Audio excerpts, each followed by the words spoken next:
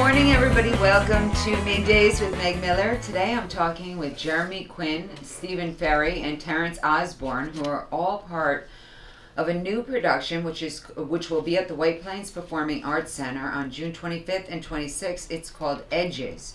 Today we're going to talk to them about Edges and what the production is about. Good morning, everybody. Good morning. Good morning, Meg. Jeremy, in the press release that you sent me, or to any of you, but Jeremy, you discussed that this is a humanity in general, and what do you mean by that?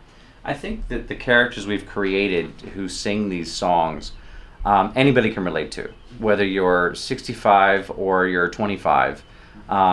There's something in this show for everyone, and that's what I like. The audience can see these different characters going through these phases of their life and acknowledging that they have to move through whatever place they're in order to get to the next chapter of their lives. And I'm creating inciting incidents for the characters to work through, such that they can get there and become what they want to become.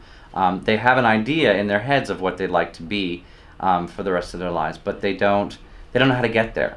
And truly, the writers of this piece, they wrote songs and lyrics that truly depicted all of humanity, so everybody can relate.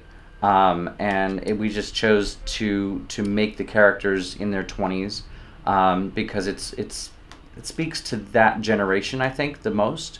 But you certainly, as an audience member, you can sit there and say, "Oh wow, yeah, I remember when I, went through that," or maybe it's something that maybe it's a step that you never took, and you see these characters making decisions to move through, and it's something that you say, well, wow, maybe she did it, so maybe I can. Or it makes you think. Honestly, right. At the end of the day, the most important thing is that the show itself makes you think.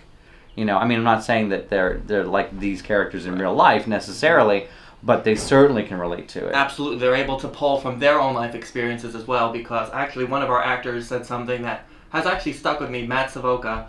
He said that the show resounds so with him is because he's in his 20s, and people in their 20s are going through problems just like older people do. Right. And just because we're 20 doesn't mean that our problems aren't as important as some other people's problems are. So that statement has just stuck with me throughout this whole process, because the show is about 20-somethings on the cusp or the edge, as we'll say, of a new chapter or a new beginning or finding out something about themselves. And we are in our 20s, and our problems do matter just as much as anyone else's problems do. And they have to acknowledge the release of their past in order to get to the next chapter. Let go of what doesn't work. And I'm always working from a place of, well, what's working, what's not working, and what can you do better? And that's what they really figure out in the show. And the music.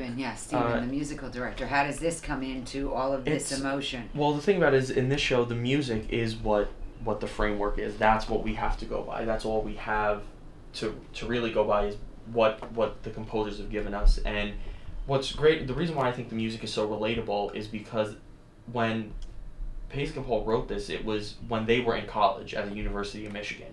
So they were writing based on what they were going through, what their friends were going through, and kind of that's how they created this song cycle. I think it came up kind of out of the blue, like their friends or something were like, "Oh, I think you guys should write a musical or something," and they just went upon that and wrote this song cycle. And I think that's why it's relatable, is that they were around the same age that they wrote these lyrics and this music for. So the people that are performing it, it's not anything out of the blue. It's a lot harder for someone who's, say, 22 to perform the role of like something in like Hello Dolly, where that's not a 22-year-old character, where here these characters are.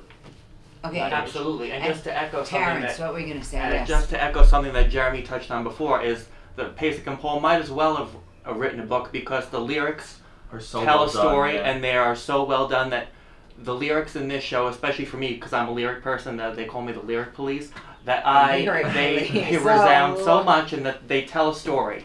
Every song tells its own story, and they all relate to each other. So I'm sorry. No, Jeremy, go. All please. Of that compiled together tells a much larger story, which is why it can be a show. Mm-hmm. Okay. Oh, say that again. And all the stories within the songs themselves actually make a bigger show, a bigger story out of when you put them all together. Like if you compile all the songs together, all the lyrics, etc., you can see where a full-scale production is possible. Absolutely, which is, I'm sure you'll touch on this too. Actually, you can touch on it now. What we've done is we've interwoven unique storylines, which I don't know, this is probably the first production that's ever done that, because we've almost doubled the cast with 8 people, because it's usually done with 4 people. And what we've been able to do is arrange the songs in an order in that way that we can tell our own story. So we've interjected new, unique plot lines to the songs to help tell the story better. Well, you said you like lyrics, so you don't have to sing, but I would ask you, can you... We don't want to sing, we want the listeners to keep listening. Okay.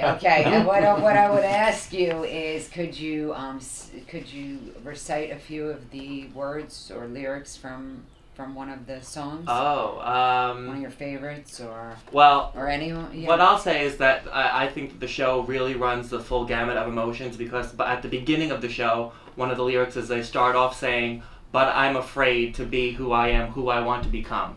By the end of Act 1, they're questioning, am I afraid to be who I want to become? And by the end of the show, they've come full circle and are not afraid to be who they want and who they want to become.